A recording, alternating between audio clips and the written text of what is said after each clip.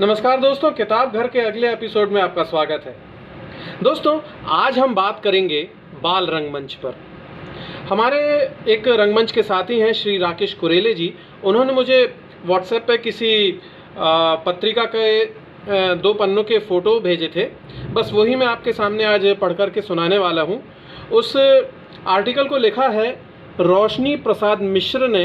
कला वसुधा नाम की ये पत्रिका है और ये अप्रैल, मई और जून 2022 का संस्करण है। तो आइए जानते हैं बाल रंगमंच के बारे में। बाल रंगमंच से संभव है बच्चों का सर्वांगीण विकास। बच्चों के सर्वांगीण विकास में बाल रंगमंच की अहम भूमिका हो सकती है। बच्चों में किसी भी चीज को सीखने की अद्भुत क्षमता होती है और यही कारण है कि जब बच्चा छोटा होता है तो वो अपने माँ बाप व अन्य परिजनों का अनुकरण करने लगता है, जो बहुत ही सहजता से करता है, जिसका प्रमुख कारण है कि बच्चे के मन में किसी तरह का द्वेष भाव का ना होना। रंगमंच की भाषा में इसी को खाली पात्र कहते हैं। जिस तरह खाली पात्र में जो भी डालते हैं आराम से ग्रहण कर लेता है, जिस प्रकार सादे जल में जो भी रंग मिला देते हैं उसे सहर्ष स्वीकार कर लेता है, ठीक उसी प्रकार बच्चे जो भी देखते हैं व सुनते हैं उसे आसानी से सीख लेते हैं। बच्चों को सबसे ज्यादा लगाव खेल से होता है और जब बच्चा खेल रहा होता है तो वो माँ बाप का क्या, थोड़े समय के लिए खुद को भी भूल जाता है, जिसका कारण केवल और केवल उसका बाल स्वभाव ही है। बच्चों को सही राह दिखाने के लिए रंगमंच से अच्छा और कोई माध्यम हो ही नहीं सकता। इसलिए हम ये समझते हैं कि एक अच्छे समाज की कल्पना करना है तो बाल रंगमंच से बच्चों को अवश्य जोड़ना चाहिए। ऐसा कहा जाता है कि दुनिया एक रंगमंच है और हम सब अभिनेता हैं, जो सुबह से शाम तक सोते जागते अपने किरदार को बखूबी निभा रहे हैं। इस अभिनय कला में जो एक दूसरे पात्रों का आपस में रिश्ता दिख पड़ता है, वही जब मंच पर घटित होता है तो एक अच्छे अभिनय की परिभाषा गढ़ता है।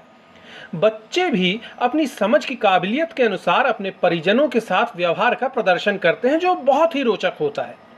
खेल खेल में बड़ी से बड़ी और जटिल से जटिल चीजों को सीखना उनके लिए आसान होता है। बाल मनोहार अभिनय का एक अच्छा उदाहरण है। बच्चे मन के चंचल होते हैं, जिसके कारण उन्हें रंग बिरंगी चीजें बहुत जल्दी आकर्षित कर लेती हैं। रंगमंच सिर्फ अभिनय, नृत्य, गीत संगीत और चित्रकला सीखने का माध्यम नहीं, बल्कि वो एक अच्छा जीवन जीने का सलीका भी सिखाता है, जो जीवन के विभिन्न पड़ावों में संकट के समय एक अच्छे मित्र की तरह साथ देता है। बच्चों को सिखाने की भूल करने वाले रंगकर्मी अक्सर असफल हो जाते हैं, क्योंकि दबाव में आकर बच्चा नहीं सीखना चाहता, किंतु अगर वहीं अपनी चीजें ना लाद कर उन्हें ही सुना और देखा समझा जाए तो धीरे धीरे उनकी झिझक खत्म हो जाती है और वही बाल कलाकार अभिनय को जादू की तरह खेल जाते हैं। बच्चों के लिए रंगमंच औषधि का काम करती है। उनके तन मन को निखार कर व्यक्तित्व विकास का काम करता है। अर्थात रंगमंच शारीरिक और मानसिक दोनों ही तरह का विकास सहजता से कर देता है। जो भी बच्चा अपने बचपन में रंगकर्म कर लेता है, वो अपने जीवन में चाहे किसी भी फील्ड में काम करे, उसका प्रभाव अवश्य रहता है। बाल रंगमंच अभी भी हो रहा है अपेक्षा का शिकार। अगर देखा जाए तो वास्तविकता यही है कि अभी भी भारत में बाल रंगमंच उपेक्षा का शिकार है। थिएटर एंड एजुकेशन की बात तो की जा रही है, लेकिन धरातल पर शून्य ही दिखाई पड़ता है। अब सोचने की जरूरत यह है कि आखिर इसका कारण क्या हो सकता है। संस्कृति मंत्रालय भारत सरकार द्वारा स्कॉलरशिप दी जाती है। राष्ट्रीय नाट्य विद्यालय नई दिल्ली द्वारा बाल रंगमंच को बढ़ाने के लिए भी स्थापना कर दी गई है। इसके अतिरिक्त देश में भी कई इकाइयां और अन्य नाट्य संस्थाएं हैं जो बाल रंगमंच के लिए काम कर रही हैं। बाल नाट्य कार्यशालाएं आयोजित हो रहे हैं, बाल नाट्य समारोह आयोजित हो रहे हैं, फिर भी बाल रंगमंच सक्रिय भूमिका नहीं निभा पा रहा है, जिसका सीधा कारण है कि आज भी बाल रंगमंच को शिक्षा से अलग देखा जा रहा है। लोग इसकी महत्ता को समझ नहीं पा रहे हैं। आज भी बच्चों के अभिभावक मैथ्स, साइंस, कॉमर्स में फंसे हुए हैं। उन्हें लगता है कि यही असली शिक्षा है, बल्कि रंगमंच सिर्फ मनोरंजन का साधन मात्र है। उन्हें यह नहीं पता कि आज की शिक्षा कम, साक्षरता ज्यादा है। आज की पीढ़ी पढ़ लिख कर कोट पैंट, टाई और बेल्ट पहनने के बाद अपने माँ बाप, गुरु और बड़ों का पैर छूना, सम्मान करना भूल रही है। मैं पूछता हूँ, कैसी है ये शिक्षा? क्या जब स्कूल नहीं हुआ करते थे उस समय के लोग अनपढ़ और शिक्षित हुआ करते थे? नहीं, पहले शिक्षा के बहुत सारे माध्यम थे। पहले लोग अपने बच्चों को लोकगीत, लोक कथाएं, लोक गाथाएं, जातक कथाएं, किस्से, कहावतें, कहानी, खेल, गीत व अन्य माध्यमों से शिक्षा देते थे, जिससे बच्चों को अच्छे संस्कार मिलते थे। अगर बाल रंगमंच को समृद्ध बनाना है और इसके मार्फत देश की शिक्षा को सुदृढ़ बनाना है, तो शासन को शिक्षा के साथ थिएटर अनिवार्य करना होगा और उसमें भी ये शर्त रखनी होगी कि बच्चों के हिसाब से नाटक की विषय वस्तु का चयन किया जाए, जिससे उनके जीवन के लिए अच्छी प्रेरणा मिल सके और समाज को भी एक अच्छी दिशा मिल सके। नई पीढ़ी पढ़ाई करने के बाद सही राह चुन सके। सरकार से रोजगार पाने की आशा रखने के बजाय अपना खुद का साधन जुटाकर आत्मनिर्भर बने। सीधी का बाल रंगमंच। सीधी में 2007 तक बाल रंगमंच सिर्फ बाल रंग प्रतियोगिता और वार्षिक उत्सव तक ही सीमित था, वो भी केवल विकास खंड और जिला लेवल के बड़े विद्यालयों में। परंतु 2008 से इंद्रावती नाट्य समिति के बैनर तले नीरज कुंदेर जी के साथ मिलकर हमने बाल रंगमंच को समृद्ध बनाने का अभिनव प्रयास शुरू किया। सीधी जिला मुख्यालय के साथ साथ जिला से दूरांचल के गांवों में भी जा जाकर नाट्य कार्यशालाओं का आयोजन करने लगा और कार्यशाला के समापन में जिला के प्रतिष्ठित साहित्यकारों, कलाकारों, पत्रकारों और बुद्धिजीवियों को बुलाकर बच्चों की प्रतिभा को दिखाने लगा।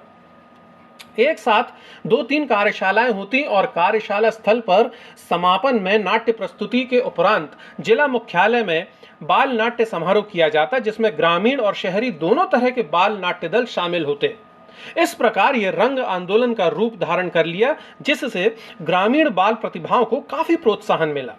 इस बीच समिति में और नए लोग शामिल हुए जो बाल रंगमंच के लिए काम करने लगे, जिनमें नरेंद्र बहादुर सिंह, रजनीश जायसवाल, शिव नारायण कुंदेर, प्रवीण पांडे, प्रजीत साकेत, करुणा सिंह, आरती यादव, देवेंद्र पटेल, आलोक पाठक, पुष्पेंद्र वर्मा, संतोष द्विवेदी आदि।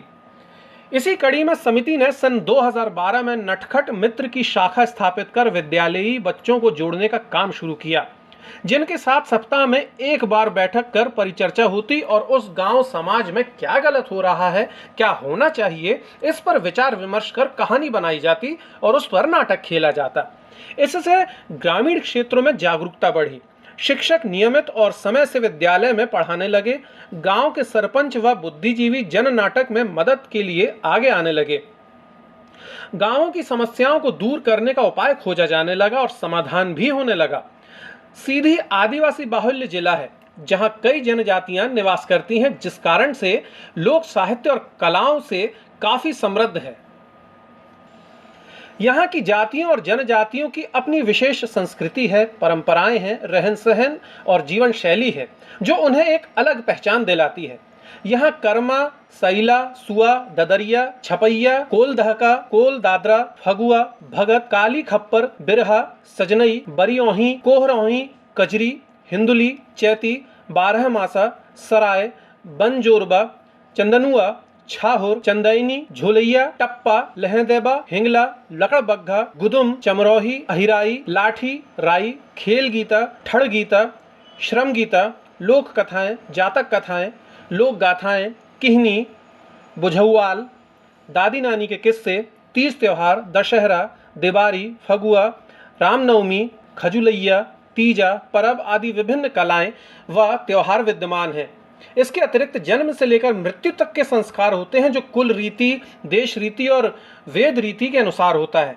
हम लोगों ने इन्हीं पारंपरिक कलाओं को माध्यम बनाकर संदेशात्मक तथा उपदेशात्मक कथाओं पर नाट्य लेखन कर बच्चों के साथ तैयार किया और कई बाल नाट्य समारोहों में खेला, जिसको लोगों ने खूब सराहा और आशीर्वाद दिया। अभी भी बहुत सारी गाथाएं, कथाएं और किस्से बचे हैं, जिन पर नाटक लिखना और खेलना बाकी है। हमारे नाटकों की प्रमुख विशेषता ये है कि किसी भी नाटक को देखकर आप पहचान सकते हैं कि ये सीधी का रंगमंच है, और उसका सीधा कारण ये है कि नाटकों में यहाँ की रीति रिवाज, जीवन शैली और लोक संस्कृति की झलकियाँ देखने मिल ही जाती हैं। हमें आशा है कि लोक संगीत का प्रभाव सीधी बाल रंगमंच को समृद्ध बनाने में कामयाब होगा। दोस्तों, आपको हमारा ये वीडियो कैसा लगा हमें कमेंट करके ज़रूर बताइएगा। इसके साथ ही हमें लाइक कीजिए, सब्सक्राइब कीजिए और हाँ, बेल आइकन दबाना ना भूलें। हम अपने अगले एपिसोड के साथ जल्द ही हाजिर होते हैं। तब तक के लिए नमस्कार।